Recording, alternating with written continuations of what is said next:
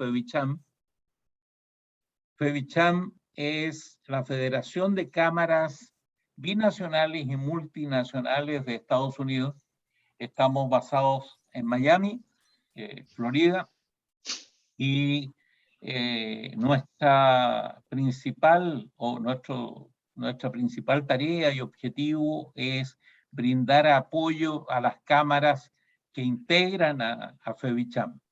Entonces, como les decía, nuestro objetivo no es tener eventos masivos, sino que más bien eventos de alta calidad, sobre todo por las ponencias que se presentan y el nivel de los expositores. Así que hoy día tenemos el privilegio de contar con 3 grandes expositores y vamos a partir esta ronda del panel con don Enrique Guzmán.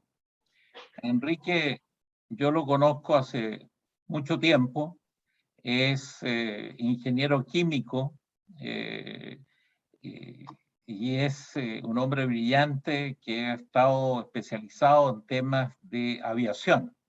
En lo personal, yo me dedico a la aviación y por eso me ha tocado conocer de cerca su extraordinaria valía. Y bueno, entonces, sin mediar nada más, Enrique, te damos la bienvenida. Por favor, adelante con tu presentación. Una moción de orden, todos van a estar con mute y les pediríamos que las preguntas las hagan por el chat y también levanten la mano cuando quieran hablar, y vamos a tener primero una ronda con una exposición de cada uno de los panelistas, que va a ser de aproximadamente 10 minutos, y posteriormente damos inicio a una ronda de preguntas y respuestas. Enrique, por favor, adelante. Gracias, Patricio, por la invitación y por sacar estos temas, porque es muy importante todo lo que ha venido sucediendo atrás de la pandemia, y estoy más enfocado en el sector de la aviación, donde estuve trabajando por 10 años como gerente senior de sostenibilidad en la aerolínea, en el grupo LATAM. Yo quiero empezar, no sé si Carolina tienes la presentación, básicamente con lo que son los aspectos ambientales de la aviación. Voy a hacer un recorrido y más que todo mirar hacia dónde debería dirigirse los esfuerzos de la aviación, porque definitivamente fue uno de los sectores más golpeados con esta pandemia, y muchos, y personalmente yo tomé la opción de salida para que la aerolínea aliviara un poco las cargas y fuera saliendo poco a poco. El ingreso mío a LATAM se remonta hace 10 años. Yo soy colombiano de nacimiento, pero he vivido en varias partes. Yo llegué a Chile a trabajar en el sector de la madera, el sector forestal. Y de ahí fui tentado por LATAM en su momento para generar y abrir una gerencia ambiental porque no existía. Y todo debido a que Europa iba a empezar a cobrar un esquema de compensación y la aerolínea no tenía ningún conocimiento del tema, y cada vez le estaban preguntando más temas ambientales y no tenía dónde pasarlos. Entonces generan y crean una gerencia de medio ambiente, la cual yo lideré por todo el tiempo, pero no era suficiente el tema ambiental como tal, sino que también debería pasarse del tema ambiental al tema de sostenibilidad. Y fue lo que finalmente esta aerolínea se pudo enfocar, y logramos muchísimas cosas en el camino. Voy a evaluar un poco qué fue lo que nosotros hicimos durante este tiempo en la aerolínea. Si quieres pasar, Carolina, por favor, a la siguiente. Aquí están los principales aspectos significativos en la industria de la aviación, los aspectos ambientales. Indiscutiblemente, el principal son las emisiones atmosféricas de gases de combustión. Y ahí vamos a mirar un poco que no es solamente CO2, sino todas las emisiones atmosféricas de la quema de la combustión de un combustible son el principal aspecto ambiental significativo. El ruido no deja de ser significativo también, y más para aquellos públicos que están alrededor de un aeropuerto, ¿sí? O están asentados alrededor de los hangares de los aviones, pues el ruido se vuelve un factor preponderante, y el cual, si ustedes se han dado cuenta, siempre los aeropuertos como que terminan siendo rodeados por comunidades, y después empieza la pelea de quién llegó primero. Pero finalmente el ruido es un gran impacto que afecta la calidad de vida de las comunidades circundantes, y hay que tenerlo en cuenta para todos los impactos de lo que es la aerolínea. Lo otro es la generación de residuos, aunque no es un sector de generar muchos residuos, de todos modos se generan residuos como tal. Y aquí enfoco mucho a lo que se viene normando o se venía normando en Europa, y era acabar con la utilización de plásticos de un solo uso en los aviones y no estar llevando estos plásticos de un lado a otro, y además estos son los que terminan contaminando.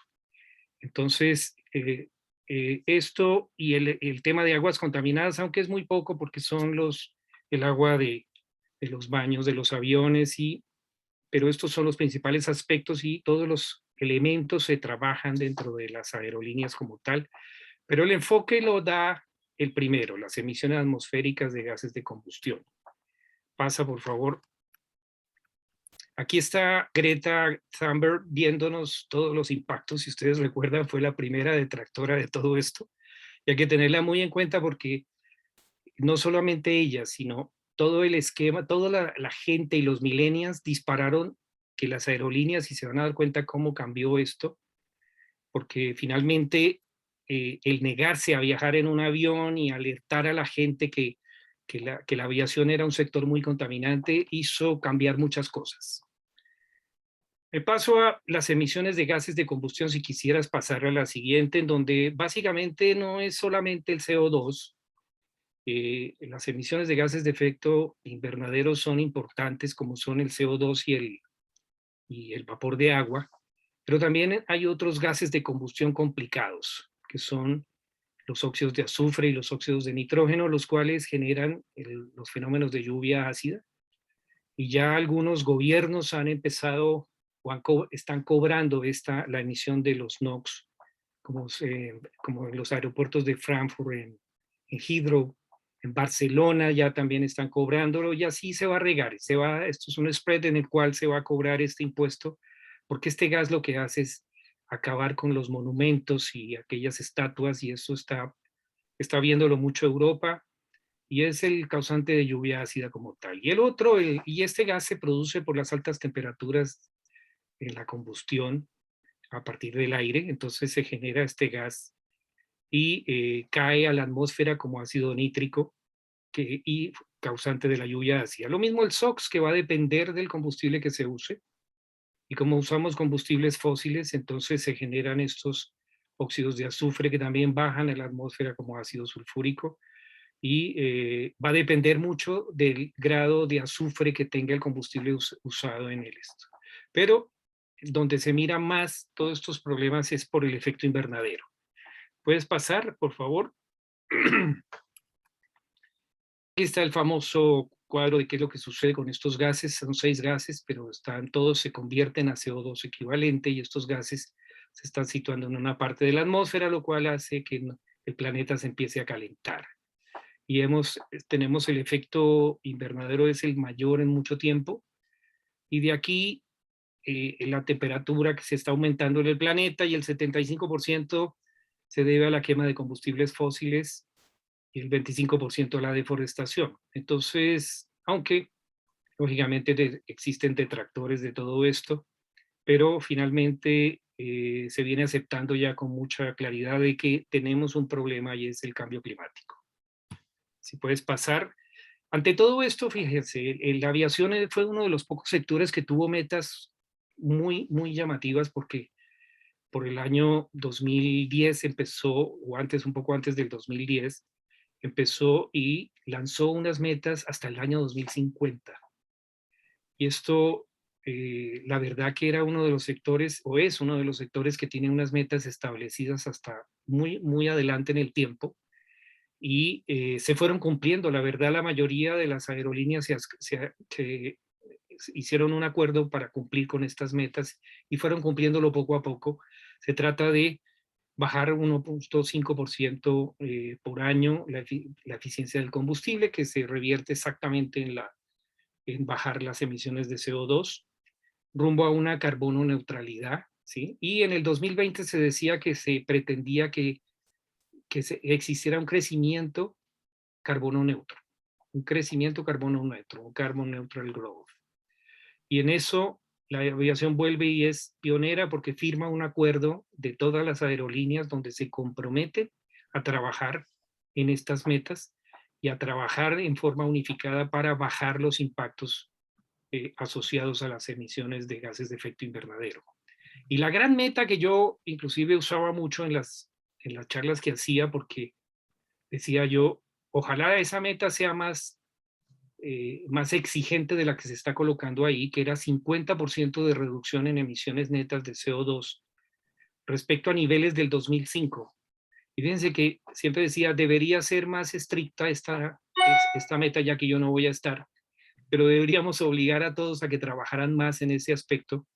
Y muchas de las aerolíneas dijeron, difícilmente vamos a lograr una reducción del 50% de emisiones netas porque no vamos a poderlo hacer.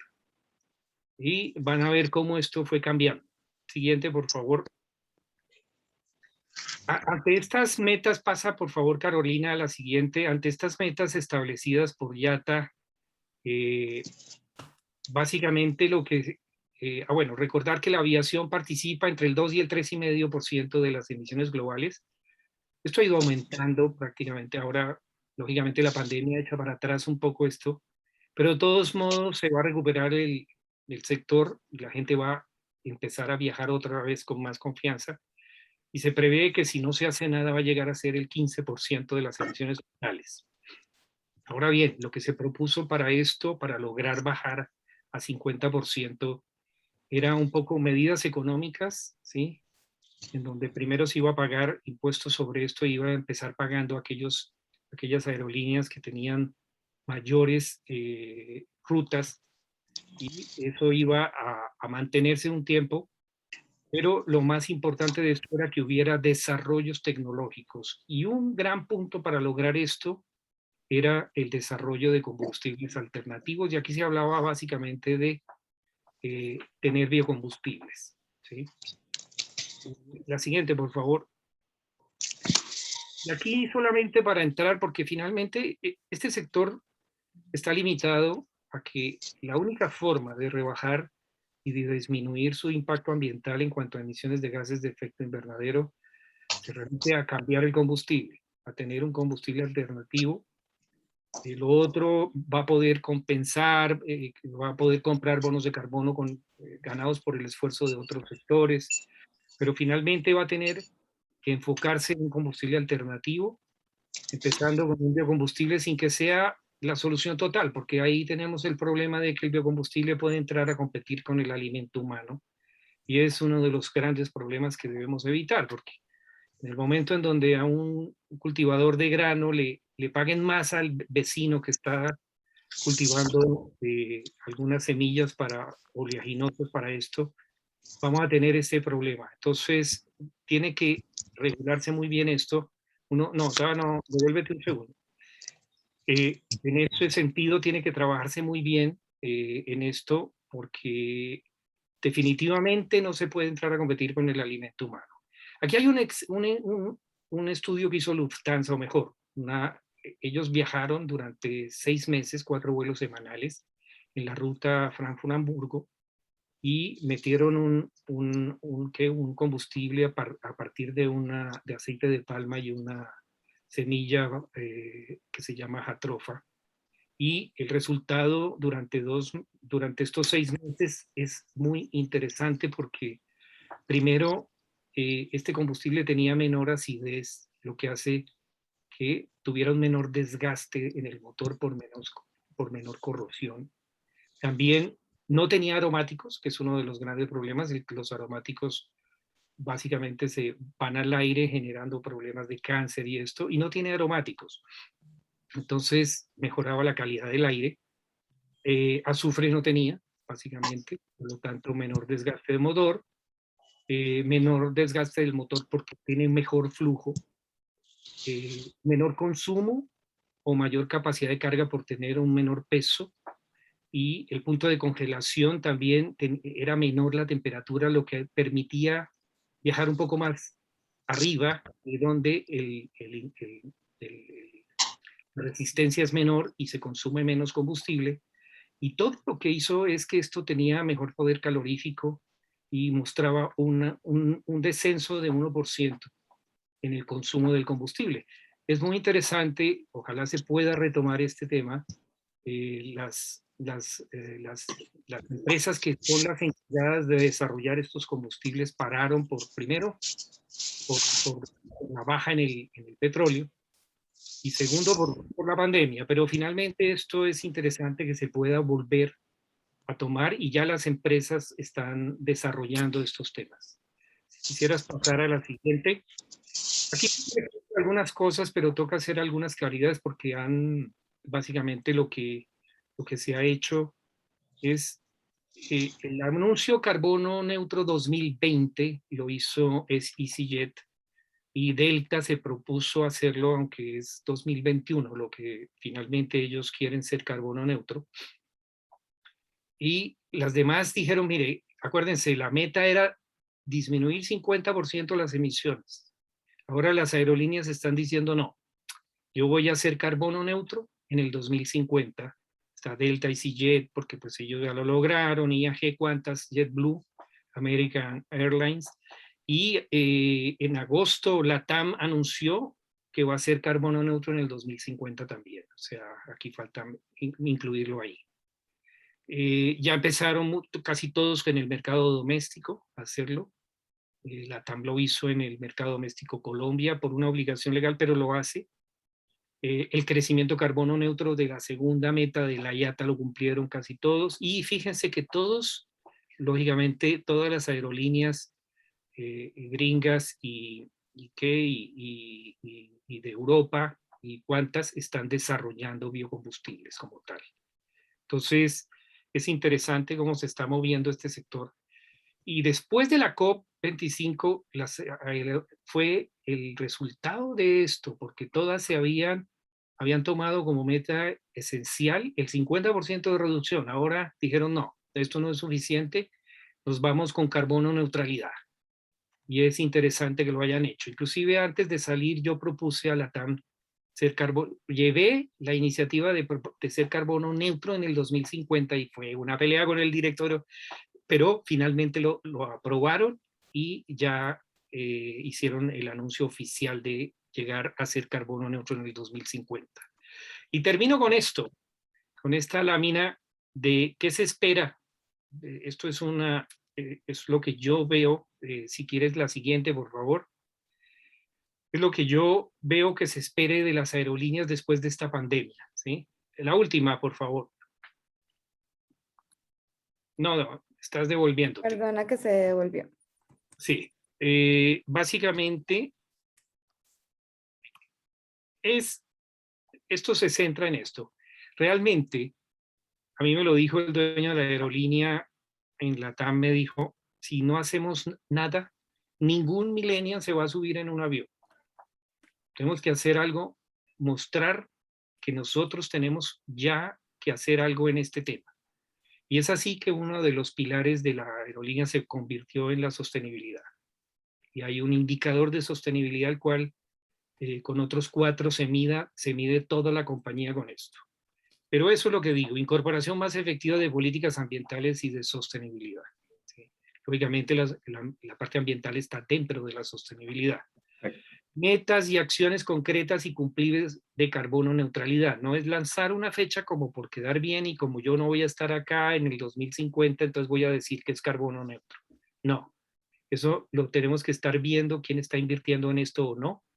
Y acuérdense que les dije, es biocombustible o combustible alternativo a base de hidrógeno o algún otro combustible, pero tenemos que cambiar esto, el combustible, para poder llegar a esta carbono neutralidad. Definitivamente la eliminación de plásticos de un solo uso, eso no lleva a ninguna, y en cualquier compañía, eso no tiene ningún sentido usar esos plásticos. Aquí es donde también nosotros empezamos en la aerolínea un trabajo con los proveedores para no tener que hacer el reciclaje al final, sino básicamente desde el comienzo trabajar con los proveedores para que sus empaques sean más amigables con el medio ambiente, y eso, dar preferencias a eso. Donde si usted me cambia el empaque, yo no le compro más. Y así empezamos a trabajar con ellos de esa forma, porque tienen que trabajarse al principio y no al final como tal. Hacer separación y reciclaje en los vuelos, esto fue toda una aventura. Duramos en un proyecto de 1 año para empezar a hacer el reciclaje en vuelos, y ya se está haciendo en todos los vuelos en Chile, y se va a hacer en todos los países esa separación y reciclaje en el vuelo. Más que todo, más que reciclaje, es la separación en el vuelo de los elementos. Hay que invertir para el desarrollo de combustible alternativo, que no entre a competir con el alimento humano específicamente. Aquí grandes alternativas es, por ejemplo, la caña de azúcar, ¿sí? Lograr convertir este alcohol de la caña de azúcar, ya que está cuestionado para la dieta humana, poder virar todas estas 300.000 hectáreas o más que tiene Brasil, y que tiene también Colombia sembradas, poderlas orientar a un mercado de biocombustibles sería muy interesante.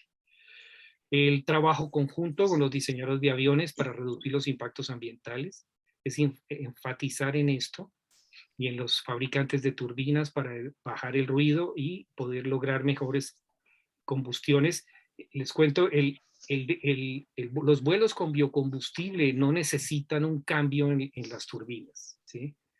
Solamente por un efecto de aromáticos se necesitaba no viajar 100% al principio con biocombustible, pero ya después se logró. Hay que informar al pasajero de la huella de carbono por volar. Hay que involucrar al pasajero y dejar esa pelea de que la emisión es suya o es mía. No, todos tenemos responsabilidad. Yo como pasajero también tengo que involucrarme en esto, porque no es solamente de la aerolínea, yo estoy generando un impacto, y es lo que necesitamos empezarle a colocar en el pasabordo para que él se identifique y pueda ayudar a neutralizar también su propia huella de carbono. Y finalmente, digo yo, y esto se hace, desincentivar el uso del avión tramos cortos, siempre y cuando la infraestructura y la geografía lo permita, pero sí es interesante poder usar en Europa los trenes, de que es mucho más eficiente que estar moviendo aviones y contaminando de esa forma. Este es básicamente lo que tenía para Bueno, contar. No sé cuánto. muy interesante, Enrique, te agradezco mucho. Ahora vamos a dar paso rápidamente porque estamos un poquito excedidos en el tiempo, y después ya vendrán las preguntas y respuestas. Vamos a pasar a invitar a Verónica. Verónica, por favor. No voy a gastar tiempo para ir directamente a esa ponencia. Muchas Verónica. gracias. Muchas gracias. Buenas tardes a todos. Voy a compartirles creo que tiene que hacerlo Carolina. Está Sí. inhabilitado. Vale, Eh, ¿lo vas a compartir tú? si es posible, sí, por favor. Sí, dame un segundo. Ya lo puedes hacer. Ok. Listo, ¿pueden ver mi pantalla? Sí, señora. Ok. Bueno, buenas tardes a todos. Mi nombre es Verónica Víquez. Yo soy parte del equipo de Campbell Scientific para Latinoamérica y el Caribe. Campbell Scientific es una empresa dedicada a la instrumentación, ¿verdad? Entonces tiene un alto impacto en el estudio de eh, todo lo que implica el cambio climático, ¿verdad? Tal vez no es un actor directo, ¿verdad?, de la toma de decisiones, pero sí toma un papel muy importante que es la parte de detección y determinación, medición de algunas variables. Bueno, yo soy meteoróloga de profesión, entonces tal vez mi, mi presentación va a ir un poco más ligada a esa área. En primer lugar, creo que es importante definir qué es el cambio climático, ¿verdad? Porque yo soy de Costa Rica y aquí es muy común escuchar a que si hay una lluvia muy fuerte, entonces la gente dice, ay, es el cambio climático, que ocurre cierto evento, es el cambio climático, pero es muy importante conocer qué es el cambio climático, ¿verdad? En ocasiones hay cambios que son total y completamente asociados a los periodos que tiene la Tierra, ¿verdad? Son fenómenos normales, digamos, dentro de lo que cabe del ciclo de la Tierra y la atmósfera. Entonces es importante hacer esa separación para comprender realmente cuáles son los impactos que tiene el cambio climático. Entonces, para entender qué es cambio climático, ¿verdad? Tal vez es algo que es un poco que lo aprendemos desde la escuela o colegio, ¿verdad? Pero ¿qué es el clima? Muchas veces tal vez confundimos un poco este concepto, entonces es importante también saber identificarlo. Entonces, por clima define la Organización Mundial de Meteorología, que es una medida de la media y la variable de cantidades relevantes determinadas variables durante un periodo de tiempo que va desde meses hasta miles o millones de años.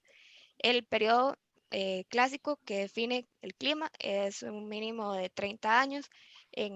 Aquí, digamos, se hace mención de meses, debido porque también hay un área de estudio que es el microclima, entonces las variaciones son un poco en periodos mucho más cortos. Es importante saber que el clima está definido o su descripción es estadística, entonces todo el sistema climático es un conjunto estadístico de variables, ¿verdad? Entonces, de esta forma ya podemos definir el cambio climático. Entonces, es la variación en esta estadística, ¿verdad? Lo que es, bueno, igualmente definido por la OMM, entonces sería la variación estadística significativa en el estado medio del clima o en su variabilidad que persiste durante un periodo prolongado.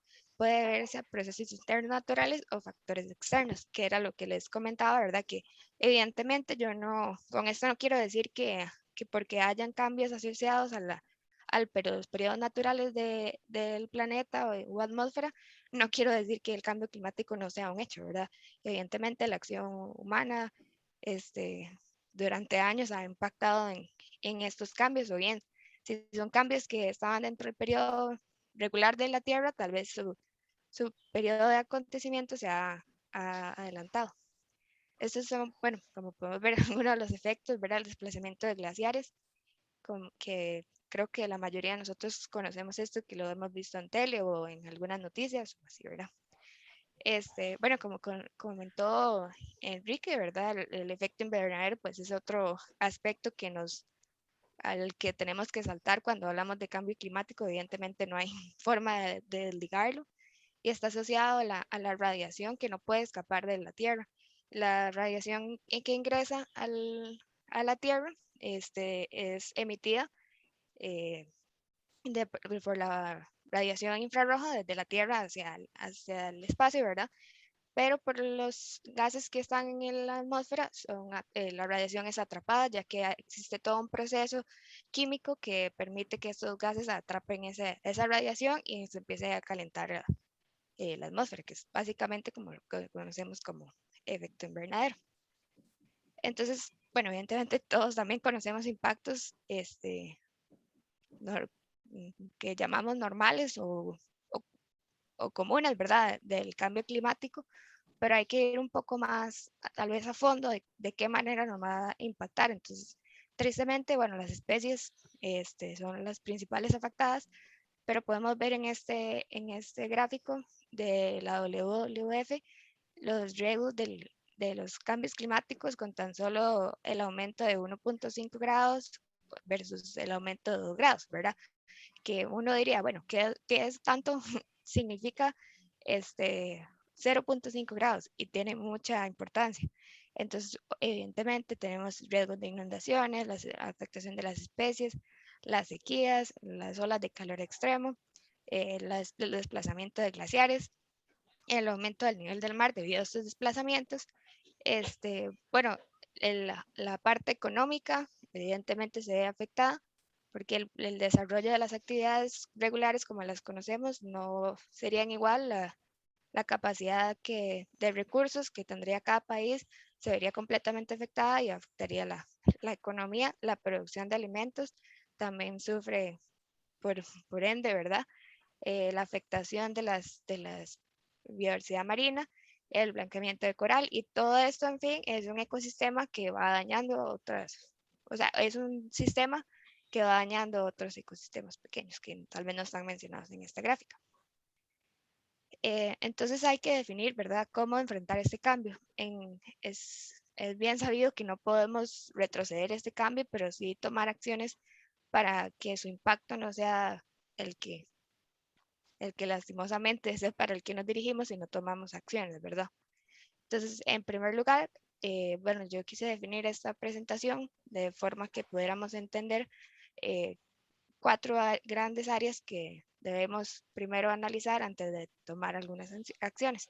En primer lugar, para entender el concepto de cambio climáticos y conceptos asociados, que es lo que acabamos de presentar. Por otro lado, detectar y documentar cambios a través de variables geofísicas utilizando las mediciones. Es evidente que no podemos hablar de cambio sin tener detectados los cambios en las variables. Investigar esos efectos y el comportamiento de la atmósfera y otros sistemas bajo efectos de cambio climático. Como les decía al inicio de la presentación, podemos entender que el cambio climático tiene efectos, pero cuáles de estos efectos son realmente asociados a estos o cuáles se deben a efectos normales de periodos o ciclos de la Tierra. Y finalmente, tomar decisiones que mitiguen el impacto provocado por los eventos asociados al cambio climático. Entonces, como les mencionaba, ¿verdad? Entonces, continuamos con el detectar y documentar.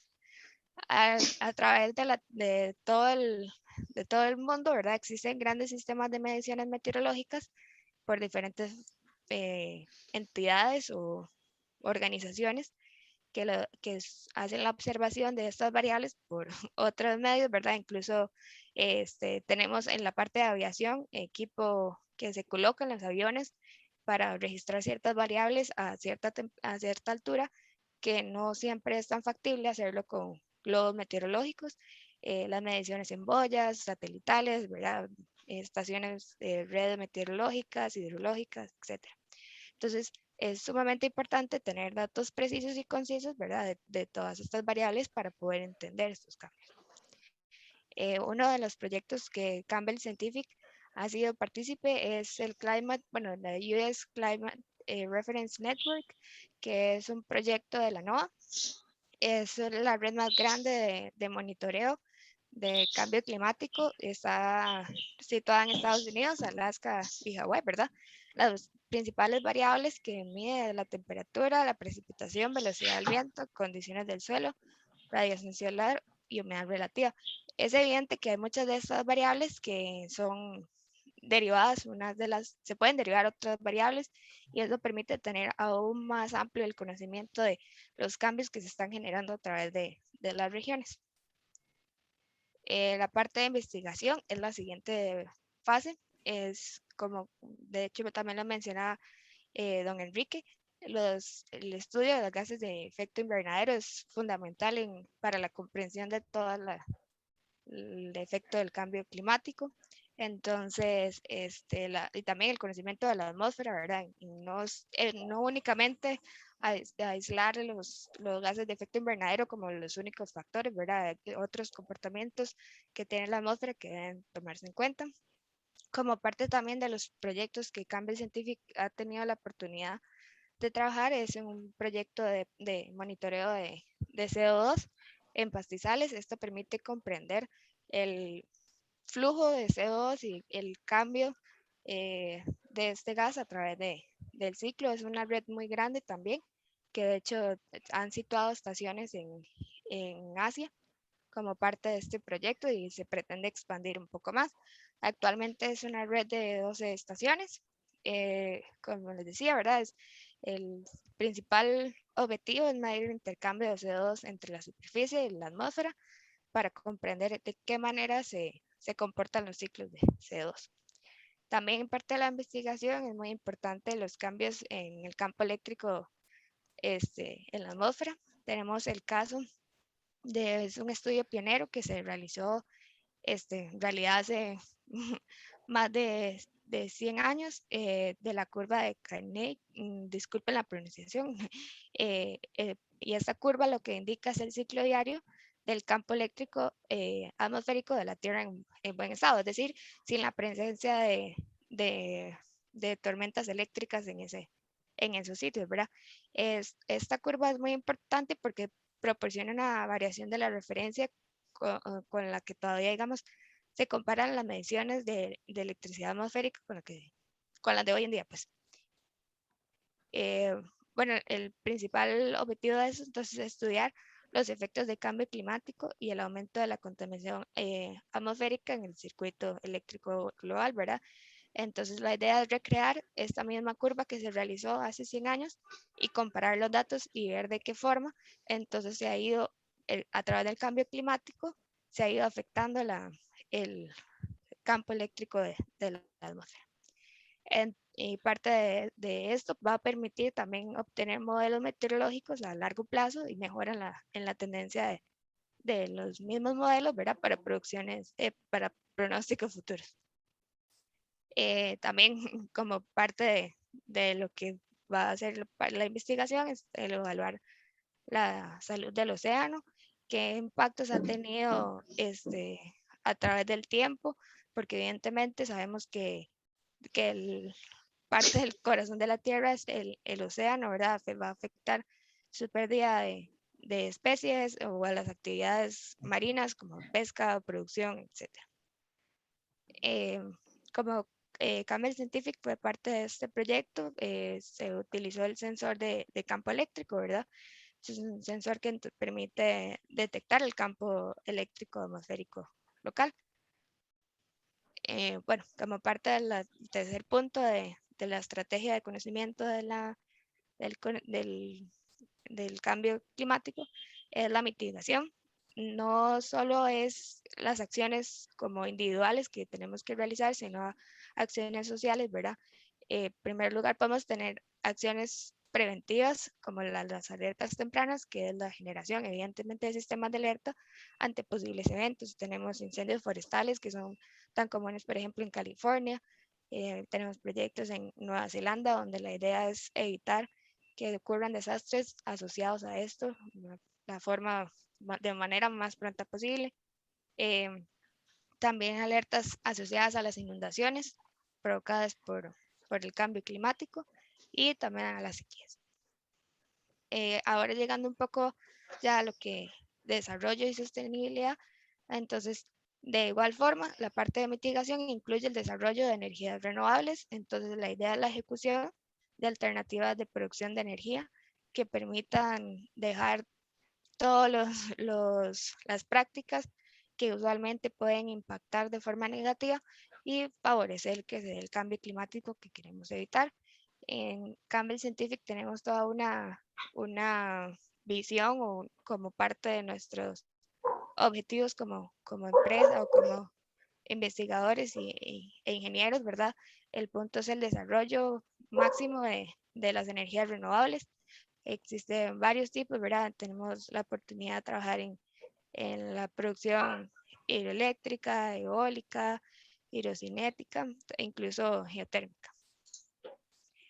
Como parte también de este proceso de mitigación, continúa la investigación. No podemos delegar totalmente la investigación porque al fin y al cabo son buscar nuevas alternativas que permitan reducir los impactos y que también permitan continuar con algunas de las actividades o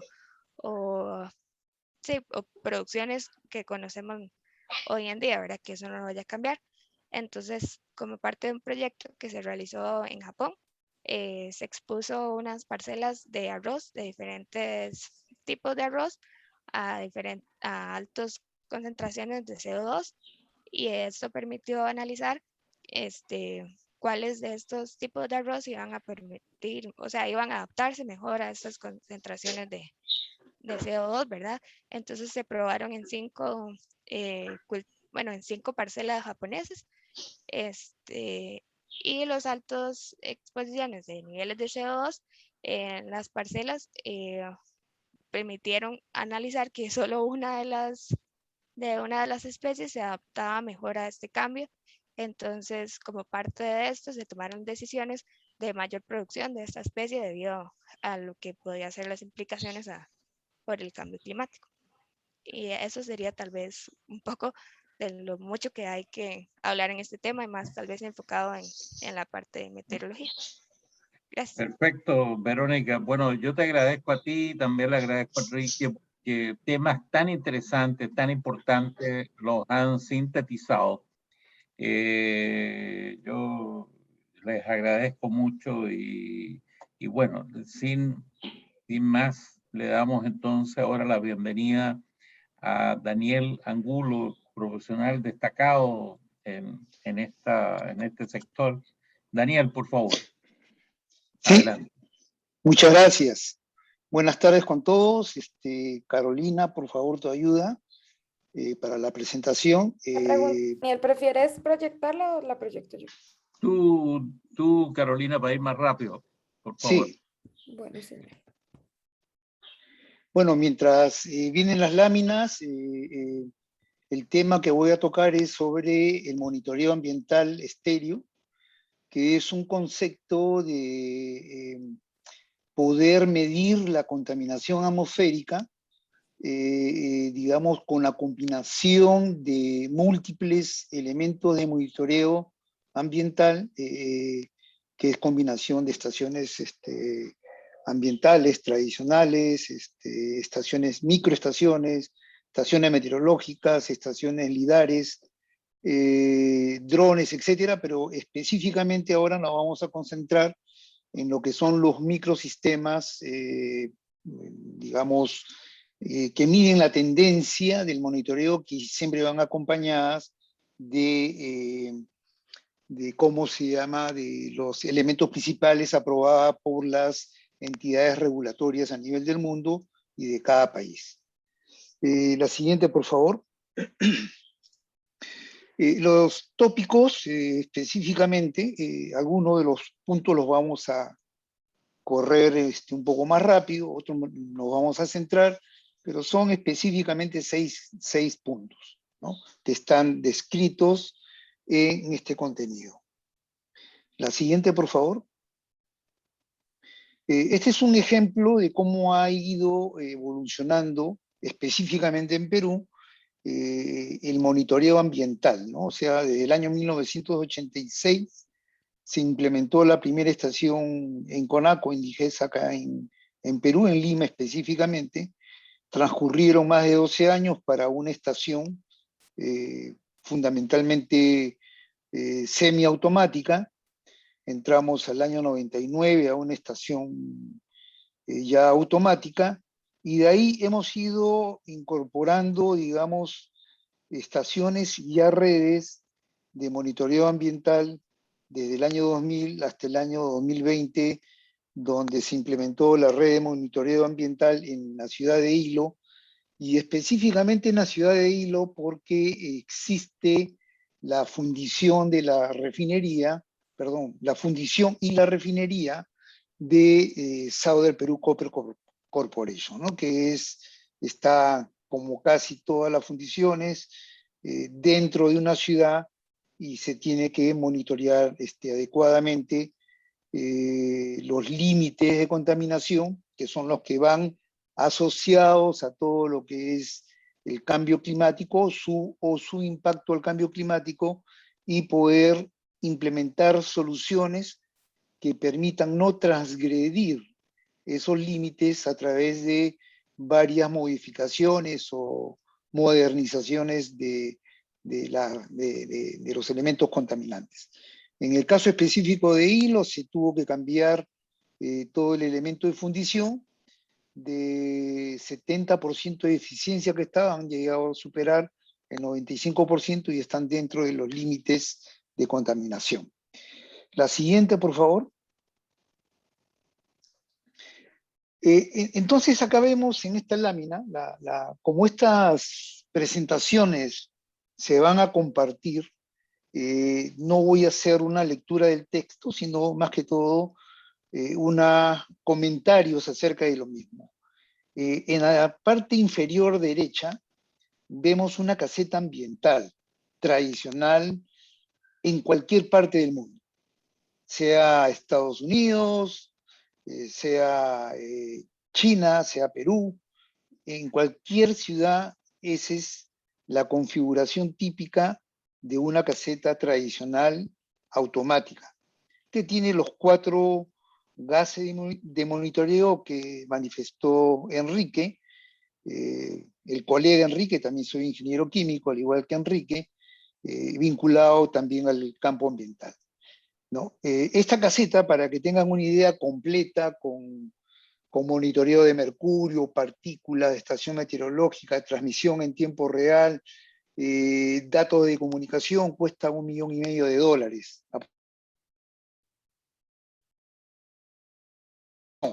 $500,000. En la ciudad de Hilo hay 3 de estas estaciones, o 3 de estas casetas, y estamos hablando de una inversión de 3 puntos de $1,500,000. Y junto con esa instalación, que tienen un radio de medición digamos, de precisión o con datos confiables, su cobertura es de 100 metros perimetrales, para obtener una data bastante confiable. O sea, están limitados en esa cobertura, con lo cual significa que en una ciudad se debería tener un promedio de 200 casetas para poder tener una lectura confiable, por lo cual se adoptó en su debido momento desarrollo de software que permitiera hacer pronósticos en función de los diferentes puntos de medición y en la dirección y velocidad con que se desplazaba esa contaminación. Entonces ya surgió un tema económico que era demasiado caro, la inversión de monitoreo, y no solamente el monitoreo en sí con la compra de bienes, sino también el mantenimiento de este tipo de equipamiento. Y lo mismo que es para aire, es para agua, es para meteorología, es para todo tipo de monitoreo, se requiere una inversión alta con, digamos, un mantenimiento preventivo, correctivo también alto. En el lado izquierdo vemos una estación o una microestación que ya, digamos, está creciendo su volumen de implementación porque es un elemento complementario a esa caseta principal. Un equipo de estos está bordeando los $20,000 y tiene casi los mismos elementos que la estación completa, no con la precisión que se requiere para poder reportar de acuerdo a las normas EPA o a las normas de cada país, pero sí para poder medir las tendencias y poder detectar en qué puntos se están produciendo contaminaciones para poder hacer las correcciones o las mitigaciones necesarias del caso. La siguiente, por favor. Esto es, digamos, el monitoreo tradicional, mecánico, manual, que demora entre 2 o 7 días en tener un resultado. O sea, es post-mortuorio lo que se denomina el monitoreo. O sea, ya tuviste la contaminación, ya contaminaste, pero recién puedes reportar 7 días después. La siguiente, por favor. Ya esto viene a ser la evolución, que es el monitoreo continuo en tiempo real, que el resultado lo obtenemos de acuerdo al relojito que vemos en la parte superior intermedia de 15 minutos o instantánea, dependiendo del tipo de tecnología que se esté usando. Es todo un cambio. En Estados Unidos está altamente desarrollado, al igual que casi todos los países de Europa. En Perú se está implementando y en casi todos los países de Latinoamérica, Chile, Colombia, Argentina, Ecuador, todos tienen ya redes implementadas y está acá en crecimiento, o hay muchos proyectos con financiamiento del Banco Mundial o recursos propios para poder implementar este tipo de solución. La siguiente, por favor. ¿Qué viene a ser el sistema, el microsistema de monitoreo ambiental? Y como le manifesté, este es un FPI, es uno de los fabricantes que tiene este tipo de sistema. Vemos en la parte superior una pequeña microestación meteorológica con determinados parámetros, dirección y velocidad de viento, temperatura, humedad relativa. En esta, digamos, parte inferior, lado izquierdo, está el equipo principal donde se monitorea la contaminación atmosférica. Y en el lado derecho está el panel solar, con lo cual es autosostenible, o sea, no requiere energía externa como sí lo requiere una estación tradicional que existe pues, en todos los países, ¿no? La siguiente, por favor. Esta es una configuración, lo mismo que les he explicado. Acá están los 4 gases que son los azufrados, los óxidos de nitrógeno, monóxido de carbono y el ozono, que está ligado a todo lo que es la contaminación pues, de cambio climático, asociado a partes meteorológicas, medición de PM10, material particulado, PM10, PM2.5, que son los que afectan la salud de las personas, y un módulo inalámbrico para una comunicación 4G, posiblemente ya estén trabajando en la versión 5G con un posicionamiento GPS. La siguiente, por favor. Es la misma configuración, simplemente que ahí vemos cómo están posicionados los sensores. Son sensores electroquímicos en la mayoría de los casos, y como les digo, tienen una desviación entre un 5 y un 7% de lo que es una caseta tradicional. Lo importante de esta tecnología es que mide tendencias, el saber por dónde está migrando la contaminación atmosférica. La siguiente, por favor. Una red de monitoreo de esta naturaleza se tiene la capacidad de poder instalar 40, 60, 80 de estas unidades, y se instalan en cuadrículas que son cuadrículas de 3 kilómetros de área superficial. O sea, entre cuadrícula y cuadrícula se va instalando este tipo de solución, y todas van aunadas y todas están correlacionadas a una caseta principal, que son los que tienen, digamos, los patrones autorizados por la EPA o por la TÜV o por las entidades de cada país, pues los permite correlacionar, y en lugar de hacer un software de pronóstico, permite tener un software de medición con data real. O sea, ahí ya no tú buscas pronosticar, sino integras esa data que has tomado dentro de un software que desde un centro de control tú puedes saber exactamente en qué punto de la ciudad, por el posicionamiento GPS, se está produciendo, digamos, una mayor contaminación, y son esos sectores de la ciudad los que se tienen que lanzar las alertas respectivas, ya sea reducción de tráfico vehicular, ya sea parada de industria en ese sector, mientras el resto de las operaciones siguen funcionando. El resto de la ciudad sigue operando normalmente porque no tiene ese tipo de alerta. En la presentación previa mencionó acerca de un sistema de detección eléctrica. ¿Cómo se llama? Un sistema de detección de tormenta eléctrica muy asociada, digamos, a compañías mineras que tienen operaciones que parar 1 hora les significa $1 millón. Se están implementando estos sistemas de detección de tormentas eléctricas. ¿Con qué sentido?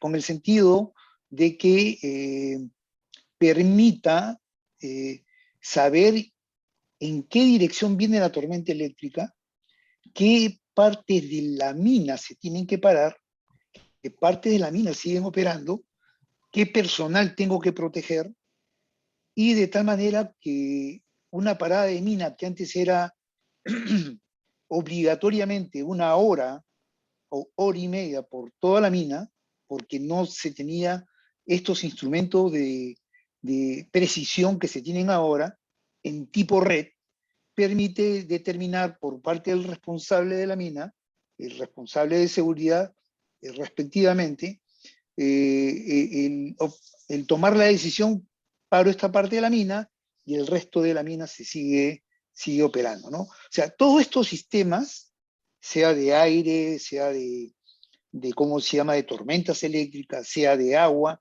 todos tienen un común denominador. Todos es reducir el tiempo de parada, reducir la contaminación, monitorear en forma correcta con datos precisos, obtener la mayor cantidad de información, que es investigación, y después tomar las medidas de mitigación. O sea, estos son para monitorear y hay los otros aspectos que son para corregir o transformar lo que está contaminado en no contaminado, ¿no? Y así, para residuos sólidos, para aire, para meteorología, para todo es el mismo concepto que va adecuándose o particularizando en función de la aplicación. La siguiente, por favor. Este es un ejemplo de cómo en esta ciudad, que es una ciudad de China, que es el que está tomando el liderazgo en la implementación de este tipo de soluciones integradas, se notan todos los puntos en GPS donde se han instalado este tipo de microsistemas, en adición a sistemas estándares tradicionales que vienen funcionando en forma integrada. La siguiente, por favor. A través de la data que se va obteniendo, se determina en qué puntos, que es lo que previamente había manifestado, se ha producido la contaminación y se toma el aproximamiento con el área y con la industria o con el sector que esté contaminando a efecto de poder corregir, cerrar, clausurar, multar, lo que tenga que hacerse para evitar que se siga contaminando. La siguiente, por favor. La anterior, una así cortita nomás, es una que se ha salteado. Estos son también la misma data y permite determinar, en el caso, digamos, donde está naranja con medio amarillo, que son las zonas donde están, digamos, contaminadas y esas son las que hay que actuar, ¿no? La siguiente, por favor. Este es el caso de Gansu, en Lianzhou, en China, en la provincia de Gansu, donde se invirtió $1,5 millones en monitorear 6 parámetros de contaminantes principales, PM2.5, PM10 y los otros 4 gases, y permitió reducir el grado de contaminación en dicha ciudad, ¿no? Y lo más importante, también con las multas, la tasa de recuperación de la inversión que hicieron, la recuperaron en 1 año y medio, ¿no? O sea, a través de las mismas multas, ese sistema se paga solo. La siguiente, por favor. Hay un video, no voy a poner el video por lo corto que estamos de tiempo. Lo recomiendo, dura 4 minutos, pero muestra al menos 200 puntos en Beijing que están funcionando con este sistema integrado, pero ya no solamente con los microsistemas QMS 3000, sino también con otros sistemas complementarios como son los lidares. Los lidares son para medir partículas, imagínense pues que tienen un barril, ¿no? O sea, lo proyectan 10 kilómetros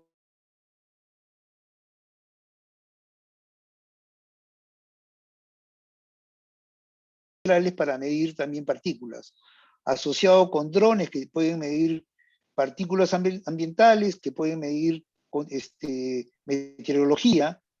Toda esa combinación de data que se obtiene a través de los diferentes instrumentos tecnológicos van a un centro de control y ya no solamente miden a nivel superficial dónde está la contaminación, sino también determinan la pluma. La pluma viene a ser el concepto del elemento contaminante que forma como una nube, como una especie de una estela, y se determine exactamente en qué cuadrante, imagínense un cuadrante tipo cubículo Cubic, se permite saber en qué punto o en qué área volumétrica o en qué volumen ocupa esa contaminación y se toman las medidas correctivas para evitar que se siga contaminando.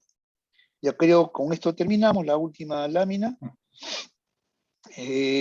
Gracias por su atención. Acá están los datos de contacto.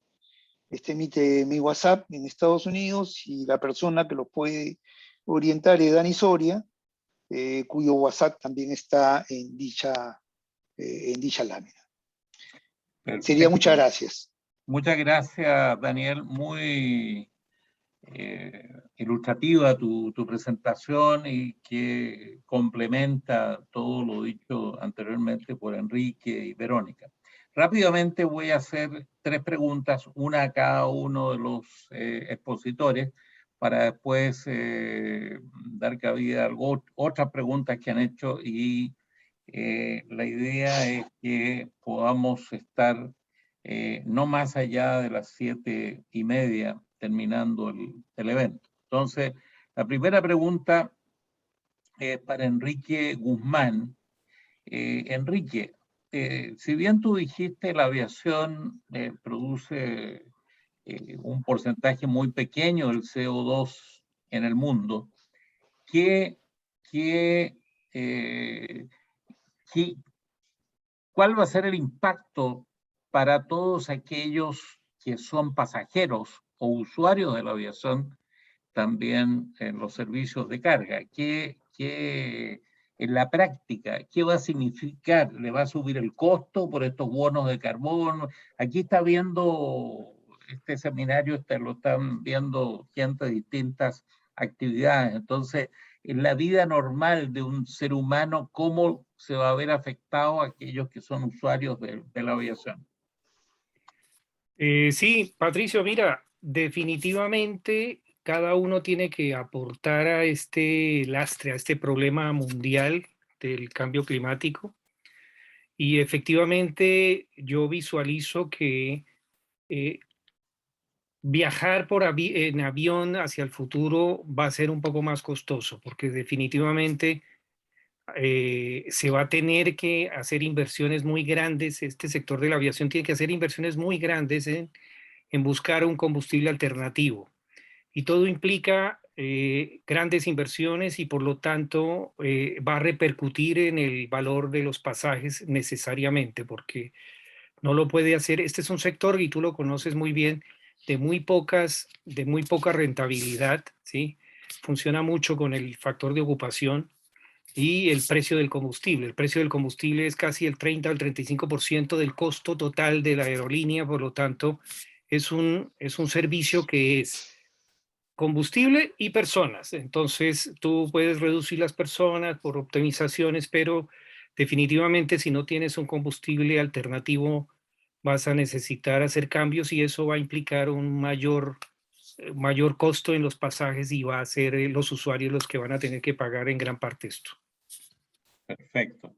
Para Verónica, Verónica Víquez, aquí nos preguntan en cuántos grados ha aumentado en los últimos años y qué se espera para los próximos años y qué acciones se están adoptando. Nos pregunta Vicente Arturo. ¿Y cuál es tu pronóstico en términos de esto? ¿Se va a lograr generar las mitigaciones correspondientes o simplemente eso es imparable? Bueno, sí, en cuanto a los grados de aumento, ¿verdad? Hay que tomar en cuenta ciertos factores, ¿verdad? Como desde cuándo se empezó a hablar de lo que sería cambio climático, ¿verdad? Que fue posterior a la primera curva que se realizó en el primer análisis de concentraciones de CO2.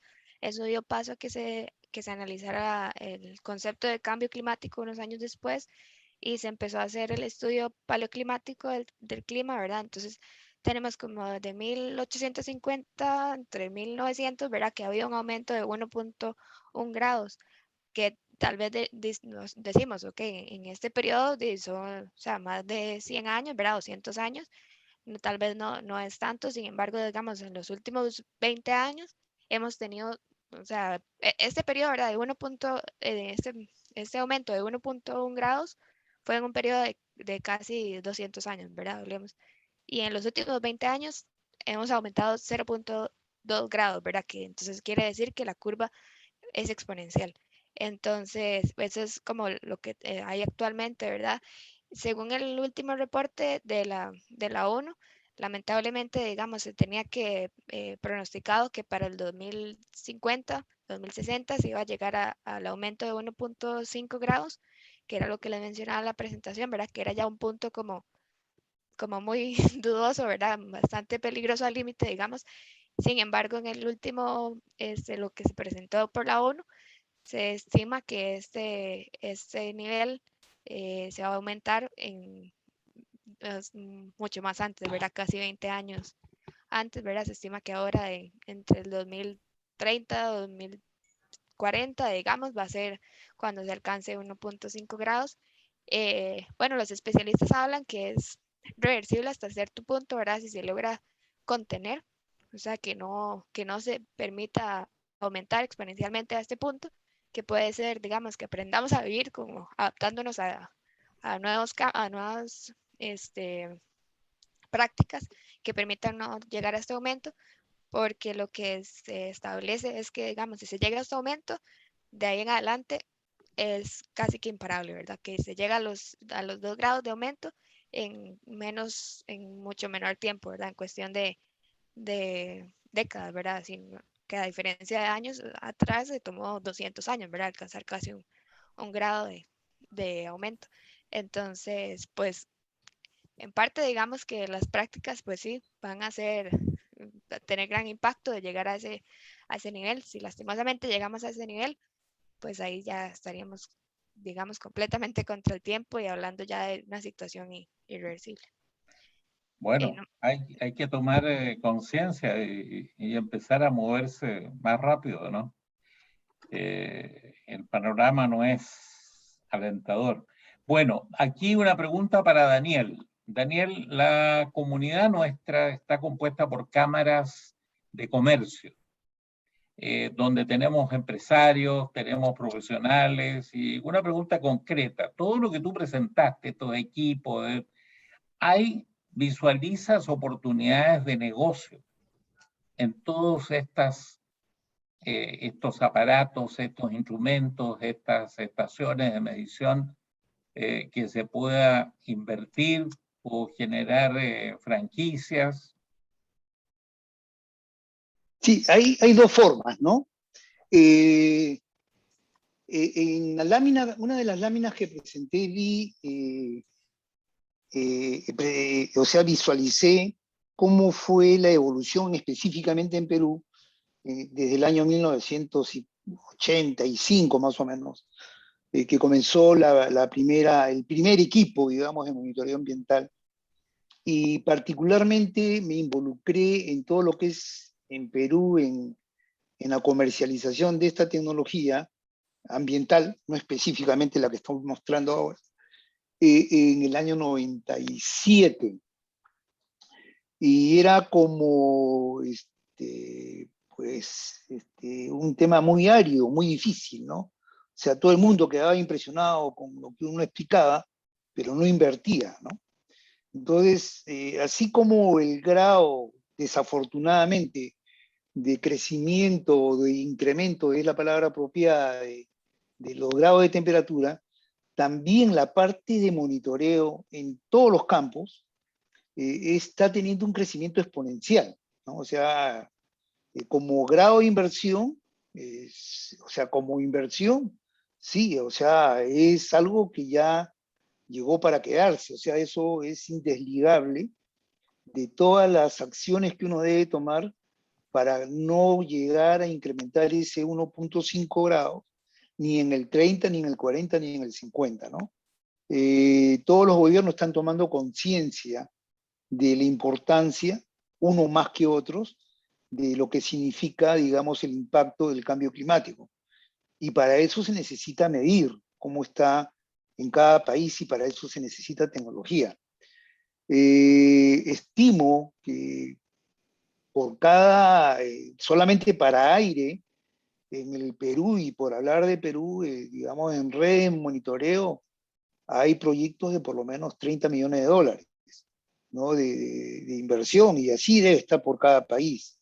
Y estoy hablando de aire con meteorología. Hay otros proyectos que son para monitoreo de agua, que estamos hablando de un promedio de 80 a 100 millones de dólares, solamente en Perú. Y estoy hablando del sector gobierno.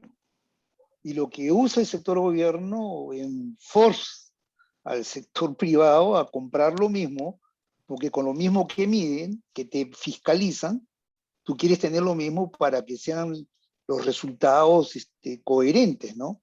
Y no te caiga una multa. Y al final de cuentas, cuando mencioné el aspecto del sistema de detección de tormentas, muchas minas también están comenzando a ver eso. ¿Por qué? Porque con una sola hora de ahorro de estar parado, pagan la inversión es un sistema de alerta. Entonces, todo lo que se viene es una vorágine, digamos, de necesidades que van a tener todos los países.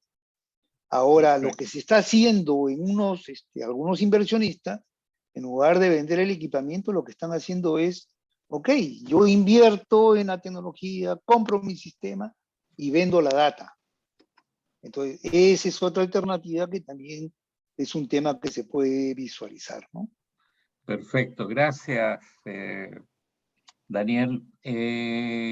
Quiero saludar especialmente a uno de nuestros directores que se ha incorporado, el expresidente de la Cámara Ecuatoriana, Estados Unidos, Ricardo Arosemena, gran amigo y que lo veo ahí. También quiero solicitar a nuestro vicepresidente, Mauricio Tancredi, que él quería hacer una pregunta. Él es empresario en el tema iluminaciones, que es bien importante en esto del ahorro de electricidad. Mauricio, por favor, adelante. Muchas gracias Patricio, y saludos y felicitaciones por las exposiciones.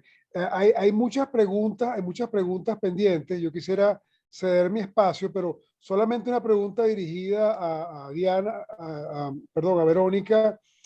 ¿Se está invirtiendo suficiente en la divulgación del tema climático? Los gobiernos, los organismos multilaterales como para el que tú trabajas, ¿tú consideras que se está invirtiendo lo suficiente en el problema? Porque evidentemente que tenemos un problema serio en las manos, está demostrado por los números que tú presentaste. ¿Tú consideras que se está haciendo suficiente en este momento? Bueno, ahí entra un poco en la cuestión que y sabemos que Latinoamérica tiene tal vez un poco distinto los procesos burocráticos, ¿verdad? Para la toma de algunas decisiones, y dentro de estas están las afectaciones de cambio climático. Entonces, como yo trabajo directamente para la oficina que se encarga de ver Latinoamérica, pues sí puedo decir que se hace la inversión, ¿verdad? Sin embargo, sabemos que la inversión no siempre es solicito este presupuesto y lo tengo, ¿verdad? Eso implica todo un proceso. Entonces, hemos tenido, digamos, por ejemplo, el caso de Costa Rica, tenemos varias municipalidades, perdón, no sé cómo le llaman tal vez en otras regiones como municipios o, ¿verdad? Bueno, como ciudades, que sí se encargan de la divulgación, y no únicamente a entidades grandes, ¿verdad? Como en el comercio, sino también a la población, ¿verdad? Para la toma de decisiones, incluso más allá del impacto, sino de la prevención. Entonces, sí puedo decir que sí hay. Lo que no podría asegurar es qué tanto realmente, ¿verdad? Porque si lo comparamos con proyectos que se tienen en otras regiones, ¿verdad? Nosotros también tenemos una oficina en Estados Unidos, pues obviamente la inversión que ellos tienen es mucho más alta, y tienen proyectos como mucho más fuertes porque digamos, lastimosamente en Latinoamérica lo que se ve mucho es que se invierten en proyectos y después por cuestiones de presupuesto, y más ahora con la pandemia, ¿verdad? No se le puede dar el mantenimiento al proyecto. Entonces se cae el proyecto. No siempre, ¿verdad? No siempre es el caso. Tenemos, digamos, clientes, por decir así, muy fuertes, ¿verdad? Como mucho presupuesto y apoyados por el gobierno, que que sí pueden continuar, pero sí, digamos, sinceramente no podría dar como, como un rango, ¿verdad? De qué tanto se está invirtiendo, se hace, eso sí, pero no podría decir que sea el principal objetivo, ¿verdad? De las, por ejemplo, de la entidad de gobierno no es el principal objetivo. En su mayoría, los sistemas meteorológicos son parte de las entidades de gobierno, o sea, son públicas, entonces van un poco más enfocados al monitoreo para pronóstico o alertas en sus redes, pero no tan fuerte como en la divulgación de acciones a tomar, ¿verdad? Gracias. Perfecto. Vamos a solicitarle ahí a nuestro director tesorero, Mario. Tú querías hacer un comentario, una pregunta. Sí, mira, una vez que yo sabía que íbamos a hacer este webinar, a mí siempre me llama la atención algunas cosas que podemos tener en el futuro, sobre todo en el comercio. Las compañías grandes, las empresas muy grandes, evidentemente tienen, no te digo un ejército, pero tienen siempre un sector de medio ambiente. Pero para las empresas pequeñas, por ejemplo, digo, ¿cuál es el mayor reto con que nos vamos a enfrentar en un futuro mediano, no tan lejos, sino ni cercano, las empresas medianas o chicas, ¿no? ¿Y qué cosas se puede hacer para disminuir? ¿Qué cosas podemos hacer nosotros los empresarios para disminuir esto que se lo puede ver en un momento cercano? Enrique, ¿tienes alguna respuesta al respecto? Sí, mira, uno de los grandes puntos, bueno, yo soy de profesión ingeniero químico y me acuerdo que al comienzo yo buscaba algún tipo de beneficios ambientales en los proyectos y preguntaba. Yo trabajé en varias multinacionales y básicamente me encargaba del tema de lo que era la ecoeficiencia, que es básicamente cómo con la variable ambiental tener mayor cantidad de ingresos económicos. Y lo que siempre dije a todas las personas que trabajan en esto es que lo que tienen que mostrar es básicamente aumentos de productividad y más bien darse cuenta que siempre va a tener una variable ambiental adentro. Entonces yo dejé de preguntar qué era lo que se debía hacer o proyectos ambientales como tal, porque la verdad que la gente piensa que el tema ambiental es costoso, que se invierte y no hay retorno, y es mentira, todo está atado a un aumento de productividad. Y hay que buscarle más bien a esos aumentos de productividad la variable ambiental. El otro tema es que las personas que estén en estos temas, ¿sí? Independientemente del tamaño, porque finalmente si yo contrato un ingeniero que trabaje en aumentos de productividad, lo pongo a buscar temas ambientales cuando aumente la productividad y ahí se van a ver. Entonces, otro tema que yo siempre decía era que las personas que trabajen en estos temas tienen que hablar el lenguaje del financiero, ¿sí? Yo no tengo idea cuánta energía se consumía en Latam, pero sí monté proyectos para ahorrar $1 millón en energía, ¿entiendes? Entonces, la variable física, los kilovatios hora, si yo voy y los muestro en un directorio, la mayoría no miran la dimensión de estas operaciones, sino básicamente uno tiene que hablar en estos temas el mismo lenguaje del dueño y del financiero. Ese es el consejo que yo daría para meter estos temas de una u otra forma. Perfecto. Anabel Rodríguez pregunta a Daniel, ¿qué opina de las emisiones de CO2 debido a la zafra del azúcar en diferentes países? ¿Es menor que la de la ganadería u otros? Bueno, yo creo que esa pregunta la pediría a, ¿cómo se llama?, a Victoria que la haga, porque ella es, como ingeniero ambiental, podría tener una información más detallada, ¿no? Yo carezco de esa información. Perfecto. Verónica, ¿quisieras abordarla tú? Sí, no hay problema. Bueno, realmente no sé cuál de los dos sectores tiene mayor impacto, sinceramente no lo manejo, pero ahí hay que tomar en cuenta algunos factores, no solo de las emisiones que se producen, ¿verdad? por las diferentes prácticas, sino los recursos que se gastan, ¿verdad? Entonces hay que analizar un poco desde el aspecto del agua, ¿verdad? El recurso del agua, de la siembra, bueno, sí, la deforestación de de espacios, tanto en la ganadería como en los cultivos.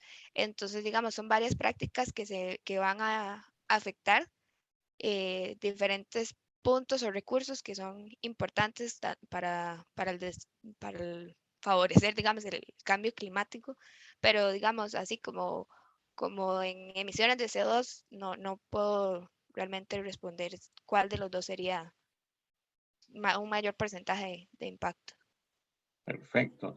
Me Déjame, gustaría... déjame no, solamente, Patricio, sí, mencionar esto, un sí, complemento.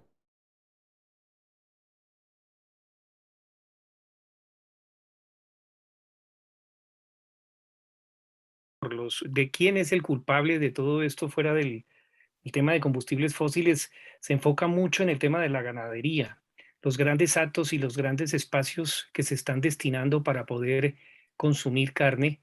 Es impresionante lo que esto conlleva. Entonces, la ganadería es algo que hay que tener en cuenta hacia el futuro. Hay un documental muy interesante en Netflix que se llama Cowspiracy, de vaca, en donde básicamente muestran el efecto de la ganadería sobre el cambio climático, y la verdad que es, lógicamente hay que verlo con mucha seriedad y con mucha crítica, pero es interesante ver el impacto tan grande que tiene la ganadería en este problema.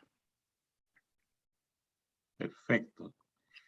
Bueno, nos quedan 5 minutos para cerrar y por lo general en estos eventos le pedimos a uno de nuestros directores que haga un cierre y haga la última pregunta. Ricardo, nuestro director y presidente de la Cámara Ecuatoriana. Ricardo, tú que tienes ese maravilloso Galápagos ahí, que es un pulmón del mundo, un lugar fantástico. Ricardo, por favor, adelante. ¿Qué tal? Mucho gusto y felicitaciones a todos. Excelente presentación. Les habla Ricardo Rosemena de la Cámara de Comercio Ecuatoriano Americano. ¿Me escuchan? Sí, Ya. adelante. Bueno, tras escuchar todo esto del monitoreo del aire, me he quedado impresionado cómo en realidad los países, uno no se imagina cómo nos están cuidando y monitoreando, ya sea por motivo de impuestos o lo que sea, pero ¿qué creen que sería, o sea, qué va a pasar en el futuro conforme a esto? ¿Existe alguna organización internacional que ponga de acuerdo todas las mediciones del mundo como para poder llegar a algo, o todos los países lo hacen independientemente? Perfecto. Daniel, ¿quisiera contestar tú esta pregunta?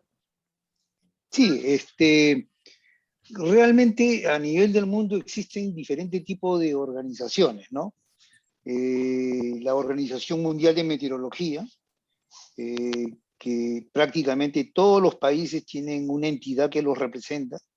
En todos o en casi todos son entidades del gobierno que tienen un representante de esa organización. Y todos siguen los estándares mundiales establecidos, igual que la Organización Mundial de Salud, al igual que la EPA o la TV para todo lo que es aire, y cada uno en particular, la NOAA, etcétera. Todas son entidades pues, que estandarizan y intercambian data para poder tener, digamos, un mapeo mundial, ¿no? O sea, de qué es lo que está ocurriendo, y buscan convenios con diferentes gobiernos a efecto de poder obtener una data precisa, confiable, sostenible, que permita tomar las medidas del caso y tener las alertas necesarias, ¿no? Perfecto, muchas gracias. Y me voy a tomar dos minutos para pedirle a José Valeta, amigo influencer acá que nos dé un pensamiento final, tú que eres un futurista también, José. ¿Cómo ves tú la cosa?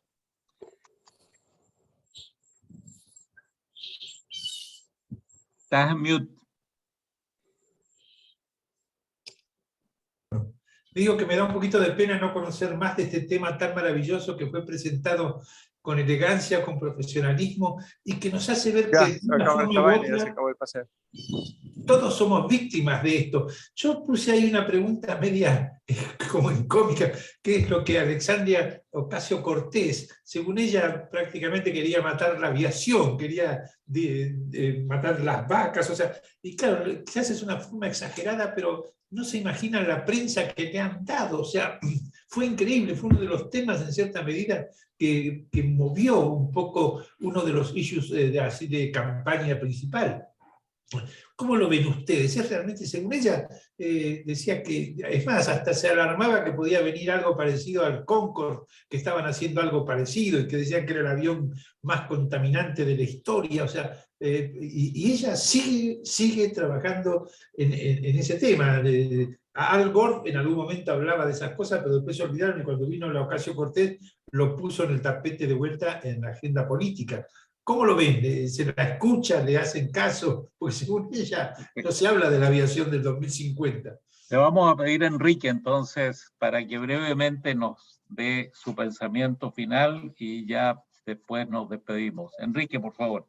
Sí, mira, definitivamente fue un impacto muy grande cuando empieza a erigirse esta niña y lo que hay detrás de todo esto, porque no es solamente ella es una forma de mostrar el desacuerdo de lo que viene y de lo que se venía en ese momento, el aumento de las emisiones. Y la verdad que satanizó un poco el tema, pero hizo caer en la cuenta a todas las aerolíneas, porque en mi presentación lo mostré, en donde la meta se acercó a una cosa más lógica. Siempre se habló de que era imposible que la aviación llegara a niveles de carbono neutralidad. Inclusive yo, como representante de las aerolíneas, de la aerolínea, en un momento dado también me sumé a ese comentario de que era imposible, pero realmente, mira, hay que evitar el uso de combustibles fósiles como tal,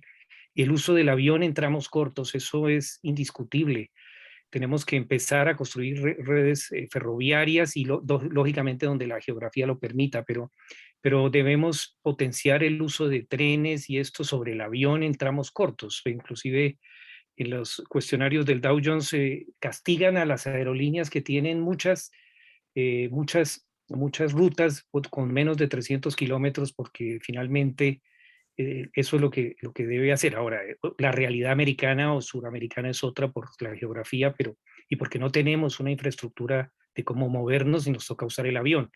Pero finalmente sí se logró mover todo un sector por culpa de por culpa digo yo, pero por motivar básicamente el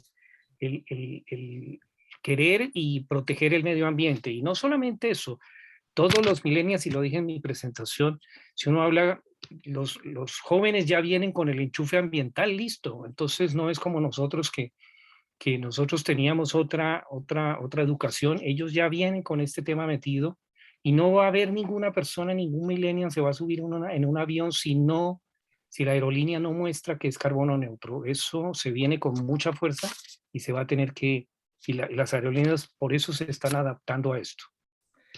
Bueno, quiero agradecer, Enrique, tu presentación, a Verónica, a Daniel, muy buenas, muy profundas, muy descriptivas. Y bueno, este es un tema que da para largo, y creo que con esto estamos contribuyendo, aportando esta visión de tres especialistas en la materia.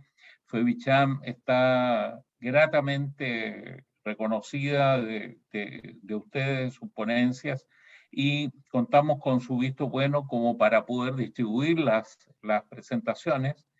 Y bueno, nuestra directora de FEVICHAM News los va a entrevistar, como les dije al comienzo, y vamos a colocar en nuestra página web también este webinar. Así que a nombre de FEVICHAM, de sus directores, de sus cámaras, miembros, les agradezco y será hasta una próxima. Que estén muy bien. Un gran abrazo.